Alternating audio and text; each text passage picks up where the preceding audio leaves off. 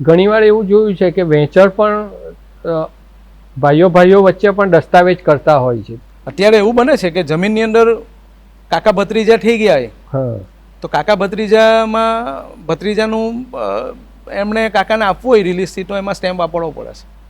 Blood રિલેશનમાં ના, પણ સગા ભાઈઓ હોય તો દસ્તાવેજ કરાવો સારું કે એવું જરૂરી નથી? કઈ જરૂરી નથી, 300 ના સ્ટેમ્પ ઉપર થઈ જાય છે.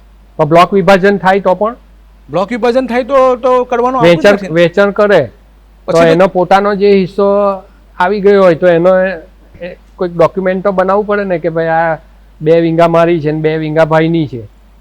એક જ જમીનની અંદર 2 ભાઈઓનું નામ હોય, હા, તો એને બ્લોક વિભાજન કરવું પડે. તો ત્યારે દસ્તાવેજ કરાવવો પડે કે વેચાણથી થઈ જાય? ના, દસ્તાવેજની જરૂર નથી. અચ્છા. એમાં બ્લોક વિભાજનની અંદર 80 ગુંઠાથી નીચે હોય તો બગાયત કરાવીને બ્લોક વિભાજન થતું હોય છે.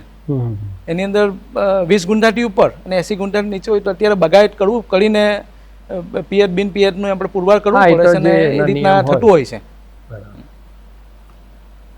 ગુજરાત સરકારે બધી જમીનની માહિતી ઓનલાઈન મૂકી દીધી છે, એના વિશે તમે શું કહેશો?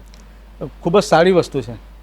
આજે જે સમયથી ઓનલાઈન વસ્તુ થઈ છે, તો તમે ઓફિસમાં બેઠા બેઠા તમારી આખી જમીનની વિગત બધી જોઈ શકો.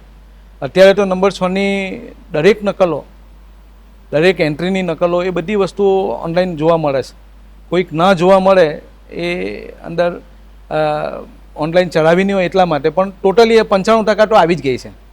તો તમે ઓફિસમાં બેઠા બેઠા, તમે વિદેશમાં બેઠા બેઠા પોતાના મોબાઈલની અંદર એની રોડ ગુજરાત કરો એટલે અંદર બધું આવી જતું હોય છે. એની અંદર ઓપ્શન હોય છે 7/12, જૂની નકલો માટે નંબર 6, નવી નકલો, એ બધી જ વસ્તુઓ લખેલી હોય છે, અને એ પ્રમાણે આપણે ઓપ્શનમાં ગઈએ એટલે આપને જોવા મળતું હોય છે. તમારા હિસાબે જમીન વેચાણમાં જે સાક્ષી લેવાના હોય એ કોને લેવા જોઈએ?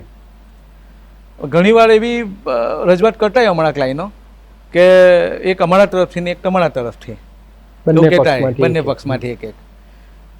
સાક્ષી 21 વર્ષનો પુખ્ત વયનો હોવો જોઈએ, એ મેં તમને પહેલાં જ કીધું છે. અને તે ઉપરાંત ઓળખાણવાળા કે આપણા વિશે બધું જાણતા હોય, કારણ કે સબ રજિસ્ટર પૂછતા હોય છે કે આ કોણ છે, કે ભાઈ તમે જે જમીન વેચે છે બધાને ઓળખો છો. અને બધા ખેડૂતોને બી પૂછતા હોય છે કે આ બે જે સાક્ષી જે જુબાની આપે છે એને તમે ઓળખો છો? એમ એટલે સાક્ષી ઓળખાણ વાળા હોવા જોઈએ.